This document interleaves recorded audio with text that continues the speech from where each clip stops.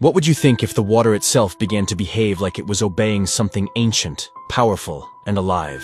Year 1991, KwaZulu-Natal, South Africa. A calm afternoon turned silent along a deep river bend near a rural crossing. Fishermen reported the water darkening in a perfect circle, as if light itself was being swallowed. No wind moved the trees. No clouds formed above. Then the surface began to rotate inward, not like a current, but like a controlled motion. Moments later, the river surged upward. A man standing knee-deep was pulled under vertically, dragged straight down without thrashing or sound. Witnesses said it looked as if something below had claimed him. Rescue teams arrived within minutes. The body was never recovered. Officials blamed sudden water pressure changes. Elders shook their heads. They said the giant snake god had stirred. In Zulu cosmology, Inkanyamba is not simply a creature.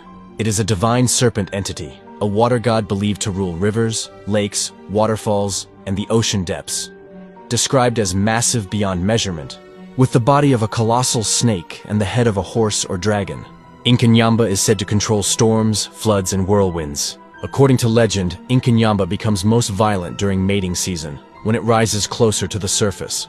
During these periods, storms appear without warning, waters turn deadly, and people vanish without explanation. This is why entire communities traditionally avoid certain waters at specific times of year. The fear does not come from imagination, it comes from patterns.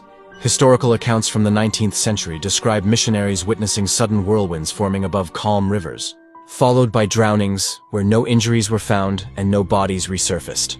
Colonial records mention workers refusing to build near certain waterfalls after unexplained deaths occurred in clear weather. Traditional healers still acknowledge Inkanyamba as a god that must be respected, not hunted.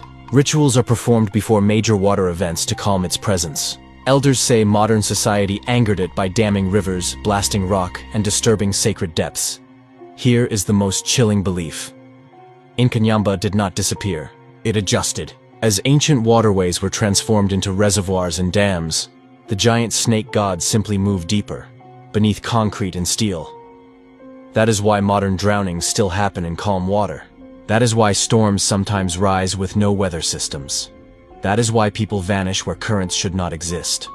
Science calls it coincidence. Tradition calls it warning. Inkanyamba is believed to be older than the rivers themselves, bound to water wherever humans disturb it. And when the water suddenly turns against you, legend says the giant snake god has already decided. If this story unsettled you, do not look away. There are more ancient forces beneath familiar places, and spooky earth will uncover them.